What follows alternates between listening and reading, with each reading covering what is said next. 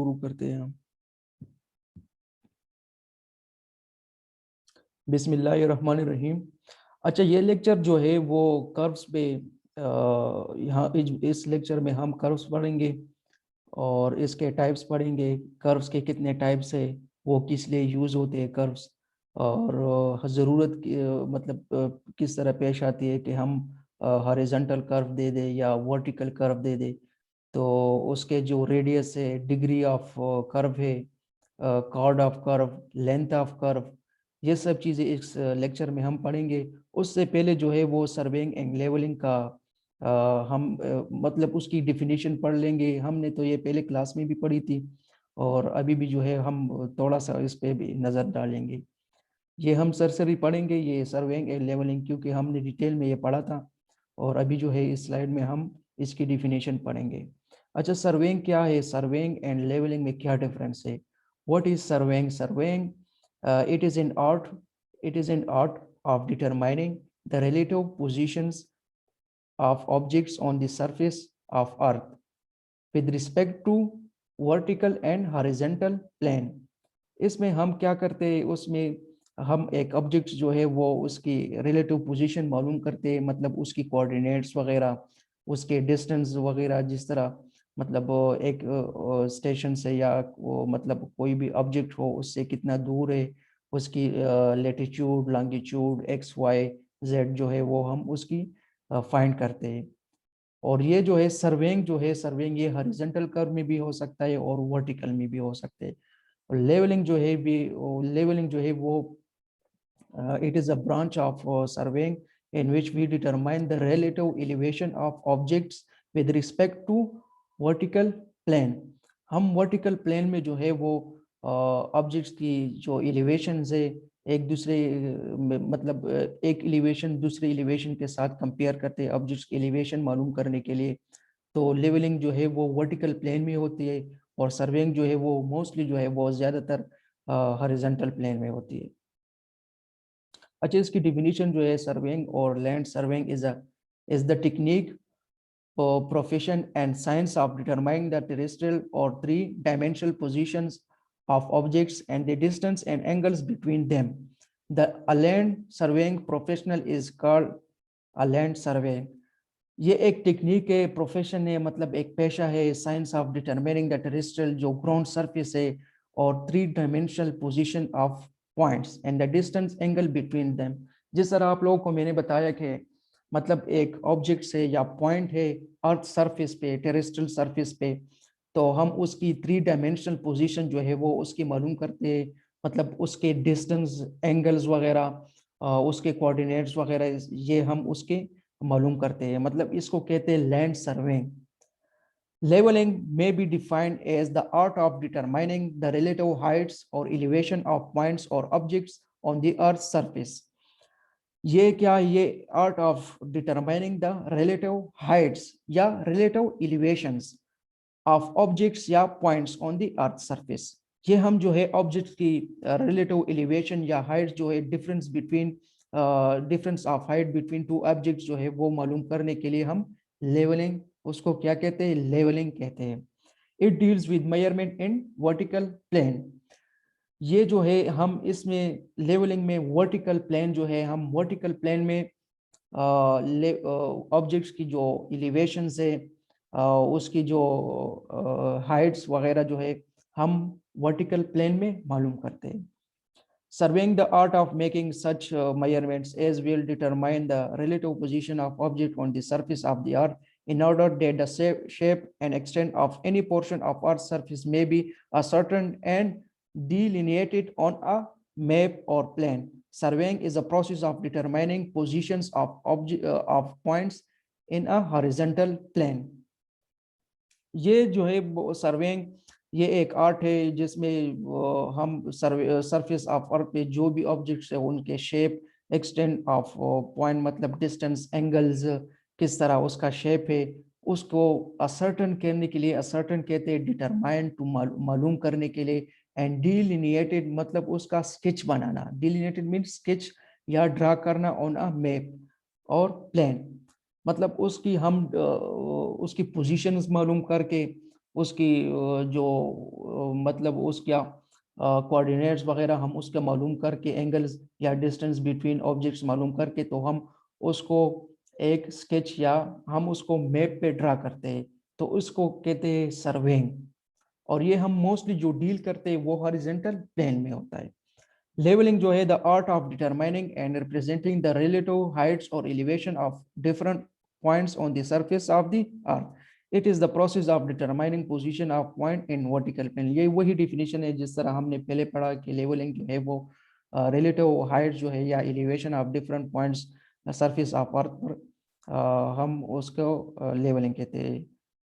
It is the process of determining position of points in a vertical plane. ये जो है ये determining position of point vertical plane में हम मालूम करते हैं, इसको कहते हैं leveling. The term surveying includes leveling.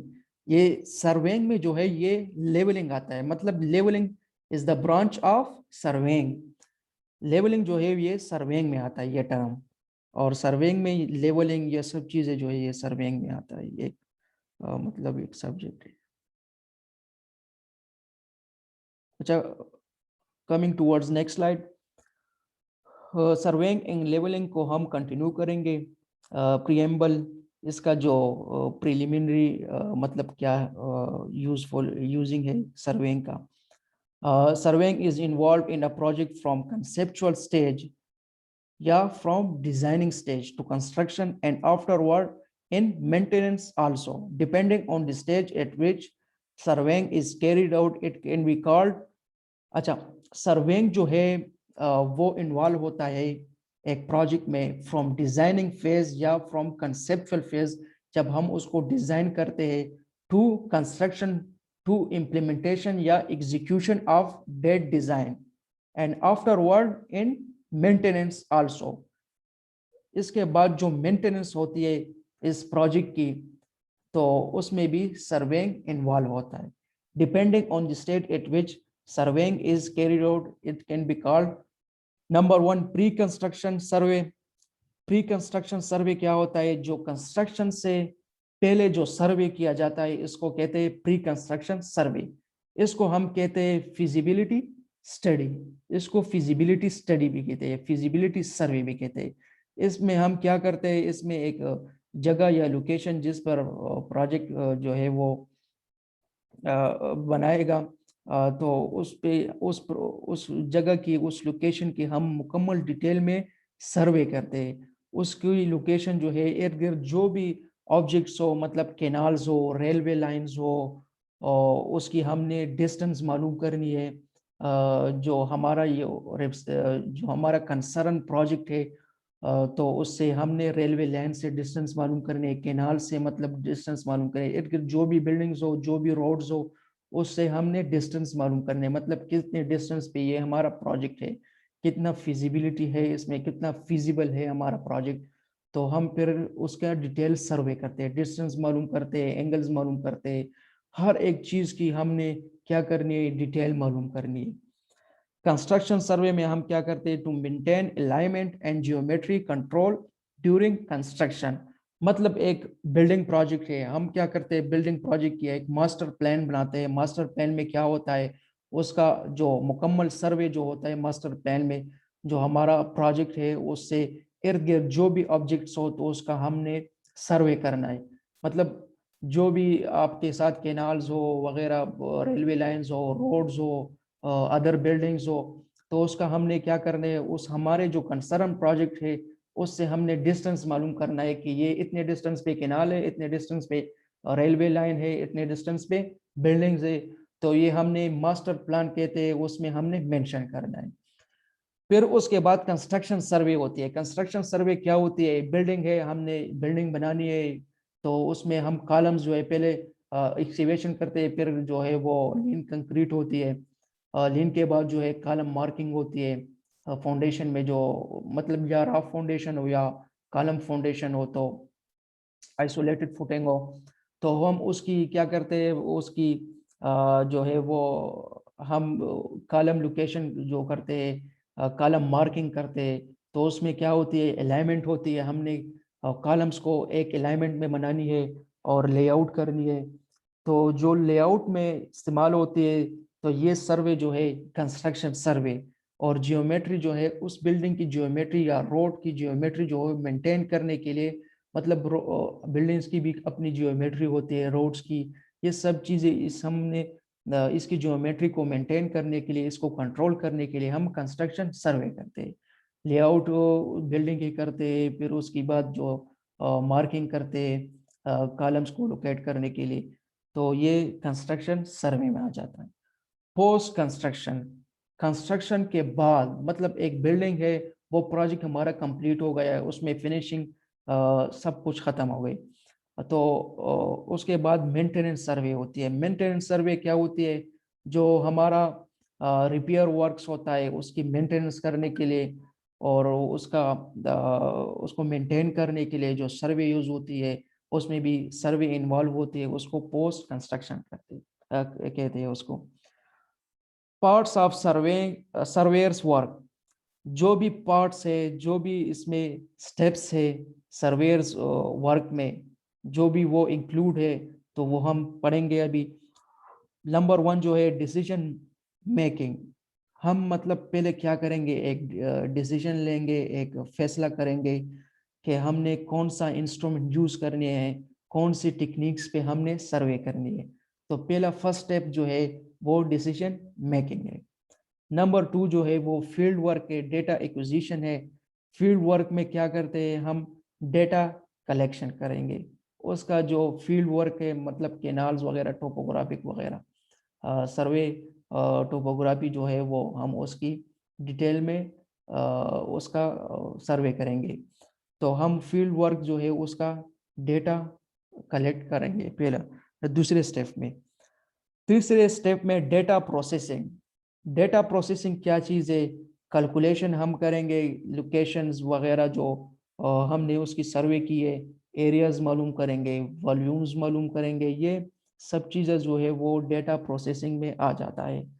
Mapping, उसका डेटा जो हम प्रोसेसिंग करके, तो हम जो सर्वे हमने की है, तो उसको हमने रिप्रेजेंट करना है, ताकि हम उसको इजीली जो है वो रिप्रेजेंट कर सके या इंटरप्रेट कर सके उस सर्वे को। उसको मैपिंग कहते हैं। मैप्स, प्लान्स, चार्ट्स, ये सब चीज़ें जो है वो मैपिंग में हम ड्रा करते हैं। फिर उसके बाद रिपोर्टिंग होती है। रिपोर्टिंग जो है कंक्लूजन ऑफ द टास्क। हम उसकी प्रॉपर रिपोर्टिंग जो है वो भेजते हैं, जो कंक्लूजन जो होती है उसके सर्वे का, तो हम उसको रिपोर्टिंग में इसको मेंशन करते हैं कि हमने ये चीज़ें जो है वो किए हैं सर्वे में, ये डिटेल हमने प्रोवाइड किए हैं, और सब चीज़ें जो है मैपिंग के बाद जो है रिपोर्टिंग होती है वो हम भेज देते हैं कंसर्न डिपार्टमेंट को।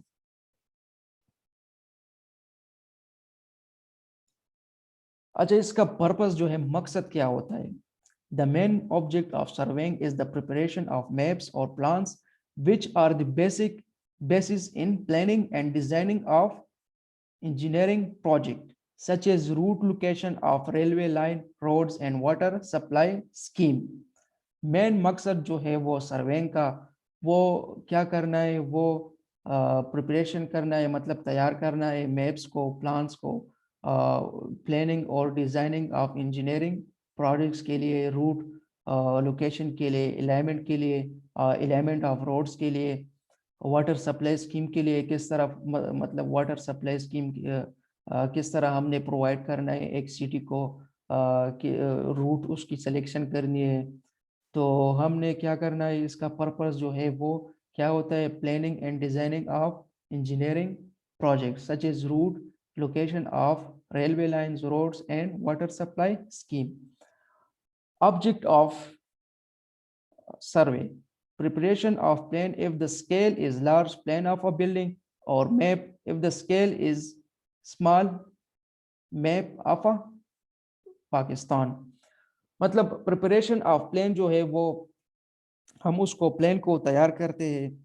अगर हमने स्केल जो है वो लार्ज लिया हुआ है, तो हम उसको प्लान ऑफ बिल्डिंग कहेंगे। अगर हमने स्केल जो है वो स्मॉल लिया हुआ है, तो हम उसको क्या कहेंगे? Map of Pakistan. उसको मैप कहते हैं।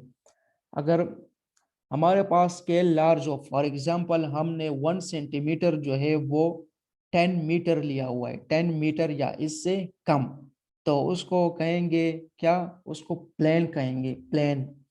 अगर हमारे पास स्केल जो है वो हमने लिया है 1 सेंटीमीटर टू 100 मीटर, 100 मीटर या 100 मीटर से ज्यादा, तो हम उसको कहेंगे मैप। ये डिफरेंस जो है प्लेन और मैप में, डिफरेंस क्या है? एक में मैप में क्या होता है, स्केल स्मॉल होता है। स्केल किस तरह स्मॉल होता है, हम 1 सेंटीमीटर जो है वो 100 मीटर लेते हैं। 1 सेंटीमीटर बराबर होता है 100 मीटर के या इससे ज्यादा। तो हमारे पास मतलब ज्यादा डिस्टेंस जो है, ज्यादा डिस्टेंस में, ज्यादा डिस्टेंस हम उसको स्मॉल लेते हैं, यानी 100 मीटर को हम 1 सेंटीमीटर कंसीडर करते हैं। तो ये क्या या 100 मीटर या 100 मीटर से ज्यादा अगर हम उसको 1 सेंटीमीटर कंसीडर करेंगे, उसको स्केल में लाएंगे, तो इसको कहेंगे हम मैप। अगर हम 10 मीटर को या 10 मीटर से कम को 1 सेंटीमीटर लेंगे, तो हम इसको कहेंगे प्लेन।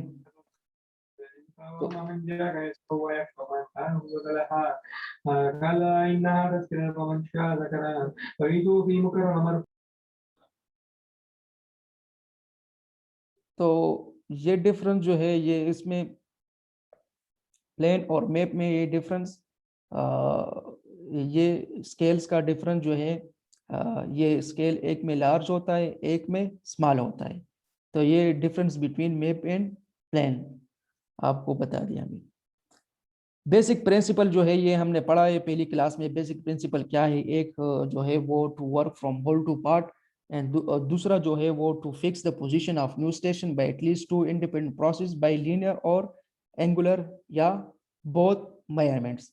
एक में हम क्या कहते हैं, वो to work from whole to part, मतलब एक लार्ज जगह है, अगर हमारे पास जगह जो है वो ज्यादा है, उसकी हमने सर्वे करनी है, तो हमने क्या करना है, हमने होल से मतलब जो ज्यादा या होल जो एरिया जो है, हम उससे उसको क्या करेंगे, उसको छोटे छोटे ट्राइंगल्स में डिवाइड करेंगे। तो ये आ गया हमारे पास फ्रॉम होल टू पार्ट, मतलब लार्ज से हम स्मॉल तक आएंगे, लार्ज से हम स्मॉल तक आएंगे।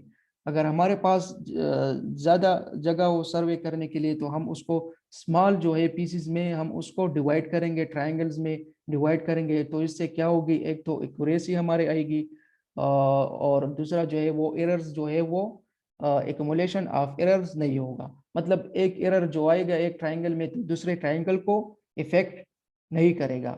मतलब एक एरर में अगर ट्रायंगल अगर हम उसको डिवाइड कर ले छोटे छोटे ट्रायंगल्स में, उस एरिया को, अगर एक ट्रायंगल में एरर आ गया, तो दूसरे ट्रायंगल्स को वो डिस्टर्ब, जो एरर आ गया वो दूसरे एरर को डिस्टर्ब नहीं करेगा। मतलब वो उसी एरर में, उसी ट्रायंगल में वो एरर रह जाएगा।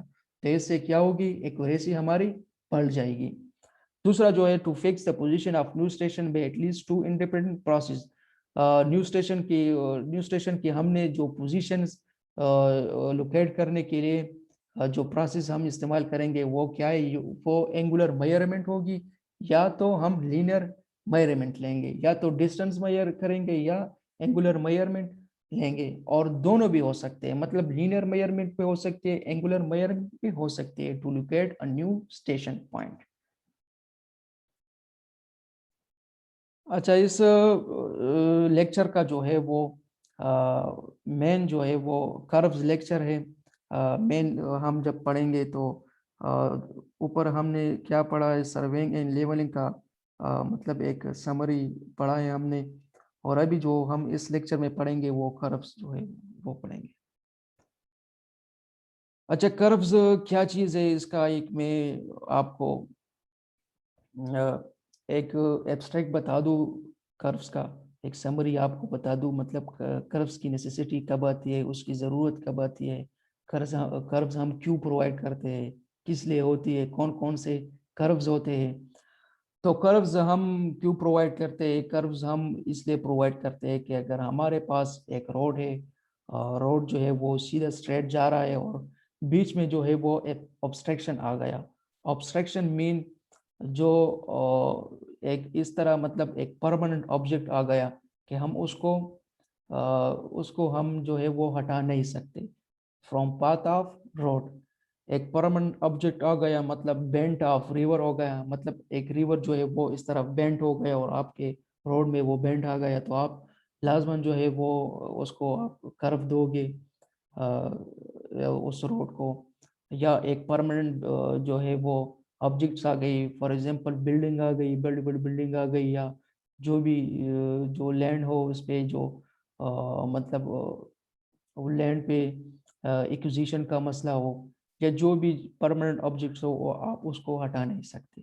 तो हमने क्या देना है, उसकी डायरेक्शन जो है रोड की डायरेक्शन को हमने चेंज करना है।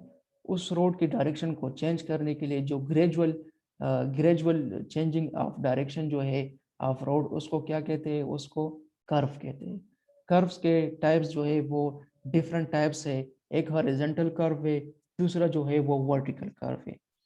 हॉरिजॉन्टल कर्व में क्या होता है, हॉरिजॉन्टल कर्व में हॉरिजॉन्टल प्लेन में कर्व होता है, और वर्टिकल प्लेन में कर्व होता है। मतलब उसकी ग्रेड जो है lower grade from upper grade को मिलाने के लिए जो हम कर्व देते हैं उसको वर्टिकल कर्व कहते हैं।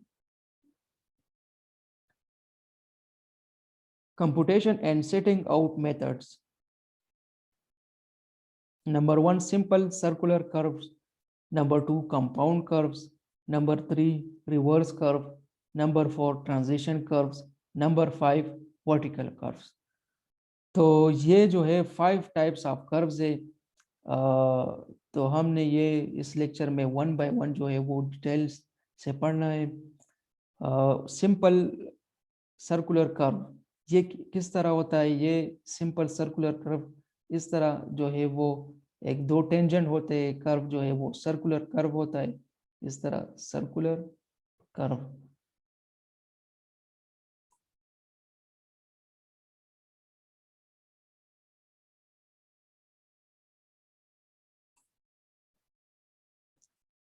एक जो है ये मतलब ये बिगिनिंग ऑफ कर्व होगा, ये एंड ऑफ कर्व है।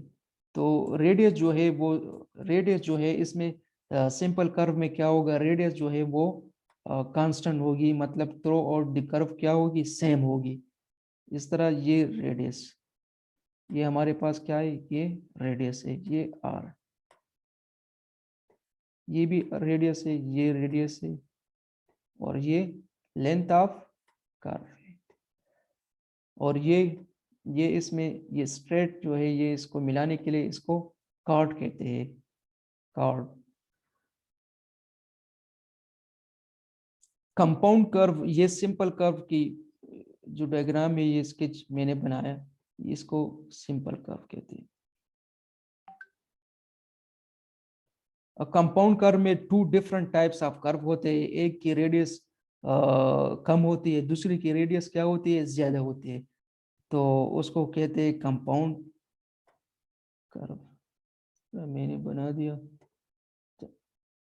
मतलब एक की रेडियस क्या है, एक की रेडियस कम है, दूसरी की रेडियस ज्यादा है। ये दोनों कर्व है, ये आप इस तरह, ये दोनों कर्व है, एक को R1 नाम दे देंगे, रेडियस 1, दूसरे को R2।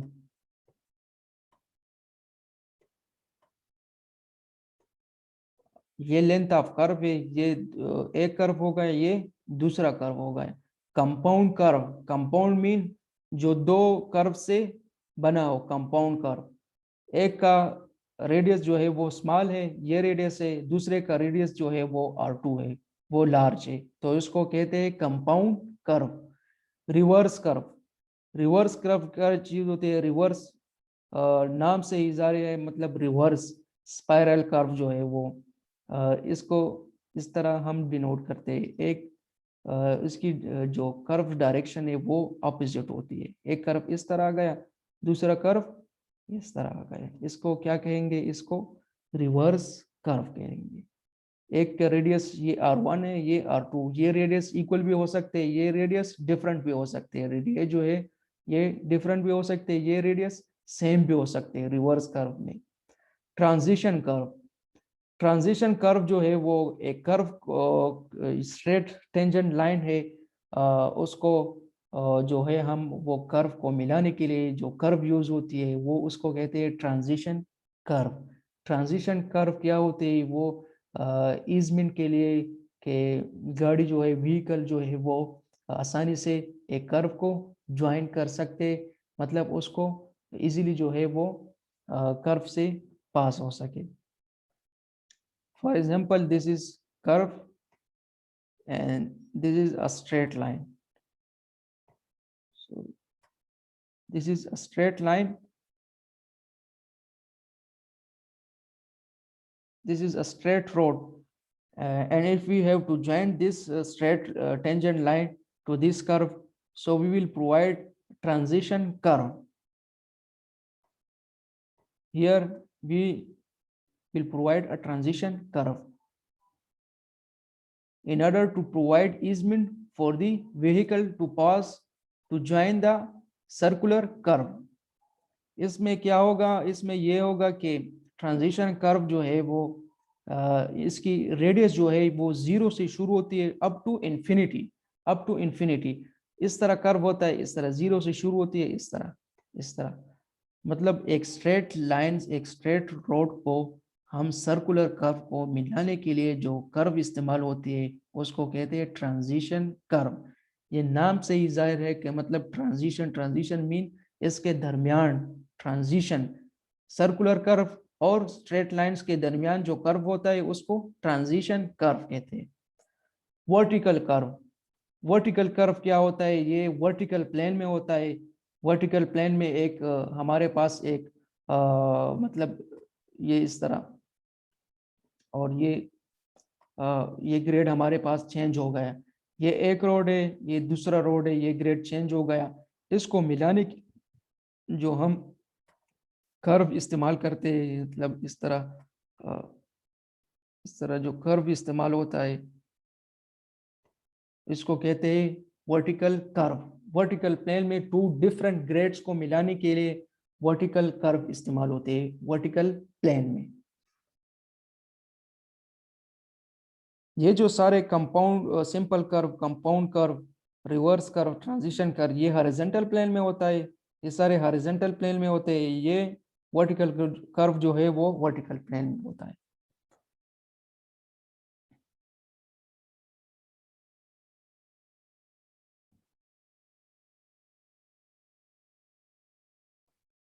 इसको हम मिटा देते हैं।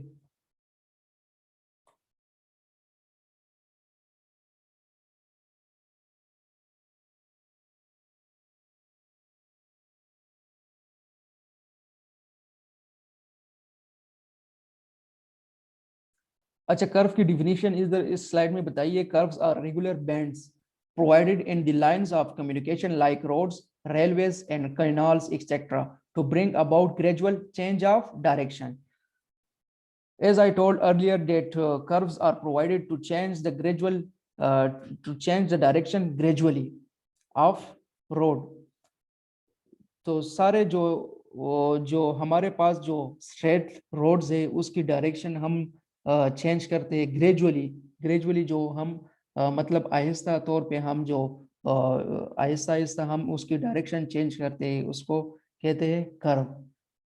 कर्व जो है ये आप देख ले, इस स्केच में देख ले, कर्व स्केच दिया हुआ है।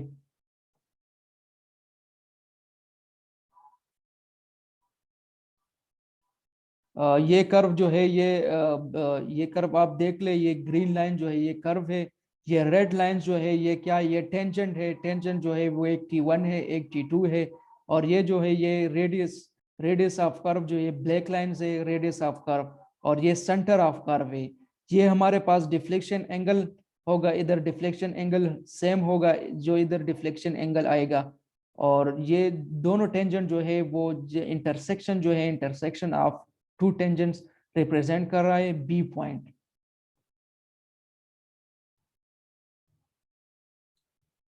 कर्व जो है they enable the vehicle to pass from one path on the another when the two paths meet at an angle. They are also used in the vertical plane at all changes of grade to avoid the abrupt change of grade at the apex.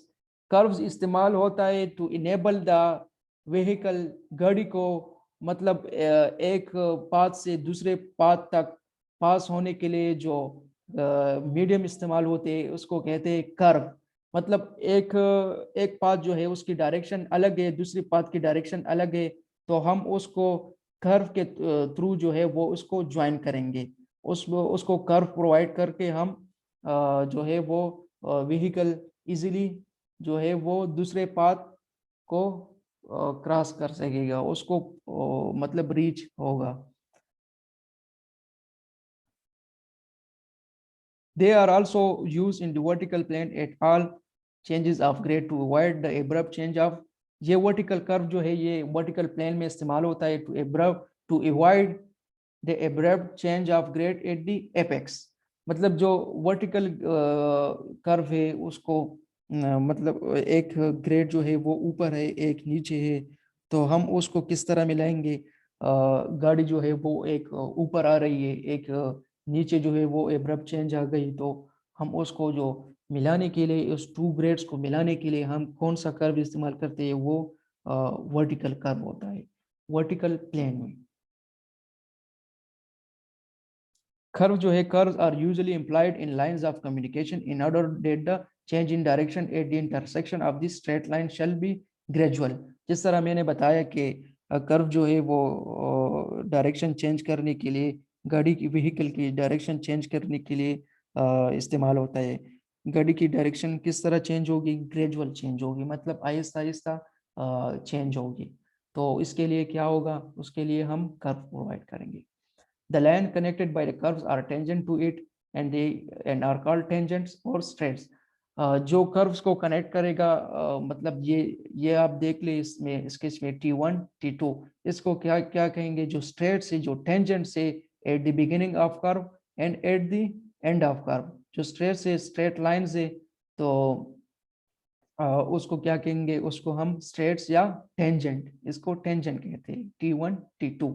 मतलब ये road जो है ये आप देख ले, ये road जो है इस तरह जा रहा था, ये रोड जो है इस तरह जा रहा था। अभी गाड़ी जो है ये इधर एपेक्स जो है इस तरह डायरेक्टली जो है वो डायरेक्शन तो नहीं वो चेंज कर सकता इस तरह 90 डिग्री में, या ये तो 90 डिग्री से भी ज्यादा कम है, तो मतलब इस तरह डायरेक्शन नहीं कर चेंज कर सकता। तो हम क्या करते हैं, हम इसको कर्व देते हैं। गाड़ी इधर से डायरेक्शन मोड़ ले, ग्रेजुअली ग्रेजुअली जा रही है, मतलब आहिस्ता आहिस्ता इसकी डायरेक्शन जो है वो चेंज होती जा रही है और दूसरी रोड तक पहुंच जाती है, तो उसको हम क्या कहते हैं, इसको हम कर्व कहते हैं। The curve are generally circular arc but parabolic arc are often used in some countries for this purpose। Generally जो है कर्व जो है वो सर्कुलर आर्क होते हैं और ऑफनली जो है वो अक्सर तौर पर जो कर्व इस्तेमाल होते हैं वो पैराबोलिक आर्क्स भी होते हैं, वो डिफरेंट कंट्रीज में हो वो होते हैं, इम्प्लाइड होते हैं। Most types of transportation routes such as highway, railways, and pipelines are connected by curves in both horizontal and vertical planes. The purpose of the curve is to deflect is to change the direction of vehicle traveling along one of the straights safely and comfortably through a deflected angle theta to enable it to continue its journey along the other straight। जिस तरह मैंने आपको बताया कि गाड़ी की direction को easily और सेफली जो डायरेक्शन हम प्रोवाइड करते हैं उसको चेंज करने के लिए, उसको चेंज करने के लिए गाड़ी की डायरेक्शन को, तो उसको कर्व हम देते हैं, उस जगह हम कर्व देते हैं, तो वो इजीली जो है जो दूसरे रूट जो है वो दूसरा रोड जो है वो इजीली चेंज जो है वो इसकी डायरेक्शन चेंज हो जाती है और वो दूसरे रूट को ज्वाइन करके अपना जर्नी जो है वो अपना सफ़र जो है वो कंटिन्यू करते हैं। इस पिक्चर में आप देख ले ये कर्व्स मुख्तलिफ किस्म के कर्व्स दिए हुए हैं। ये आप देख ले ये हॉरिजॉन्टल कर्व है, ये आप देखिए ये जो रिवर्स कर्व दिया हुआ है इस तरह 2 दफ़ा चेंज हुआ है वो। और ये आप देख ले ये वर्टिकल कर्व है, ये इधर जो है ये ये डायरेक्शन, ये नीचे की तरफ, ऊपर से नीचे की तरफ आ रही है, ये स्लोप है। ये ग्रेड जो है ये ऊपर है, ये ग्रेड नीचे है, नेगेटिव है। तो पॉजिटिव को नेगेटिव ग्रेड को मिलाने के लिए जो वर्टिकल कर्व यूज हुआ है, इधर आप देख लीजिए वर्टिकल कर्व, इस समिट पे देख ले, ये वर्टिकल कर्व यूज हुआ है। तो वर्टिकल प्लेन में जो कर्व यूज होता है वो वर्टिकल कर्व कहेगा, और जो हॉरिजॉन्टल प्लेन में यूज होता है तो वो सिंपल कर्व या कंपाउंड कर्व, रिवर्स कर्व भी कह सकते हैं, ये ट्रांजिशन कर्व भी कह सकते हैं, उसमें आ जाता है। ये टेंजेंट एंड कर्व जो है, ये टेंजेंट जो है स्ट्रेट लाइन है, इसका रेडियस जो है वो इन्फिनिटी है, मतलब इसका रेडियस कोई रेडियस भी नहीं है, तो उसको इन्फिनिटी रेडियस जो है वो स्ट्रेट, बिल्कुल स्ट्रेट लाइन है। कर्व, इसका रेडियस जो है वो कांस्टेंट है, मतलब जो कांस्टेंट रेडियस पे जा रहा है। अगर हमारे पास रेडियस, फॉर एग्जांपल हमारे पास रेडियस आ रहा है 20 मीटर आ रहा है, तो 20 मीटर जो है वो ये कांस्टेंट होगा, इधर भी 20 मीटर होगा, थ्रो और जो है वो कर्व में कांस्टेंट होगा। ये जो ये देख ले, tangent to circular curve, tangent to circular curve, ये टेंजेंट है डायरेक्टली जो है वो सर्कुलर कर्व में चेंज हो जाता है। अच्छा, tangent to spiral curve to circular curve, ये टेंजेंट है, ये ट्रांजिशन कर्व है, जो इसके दरमियान, सर्कुलर कर्व के दरमियान और टेंजेंट के दरमियान जो कर्व आ जाता है उसको कहते हैं ट्रांजिशन कर्व। ट्रांजिशन कर्व जो है उसका रेडियस जो है वो वेरिएबल होता है, ये 0 से इन्फिनिटी तक होता है।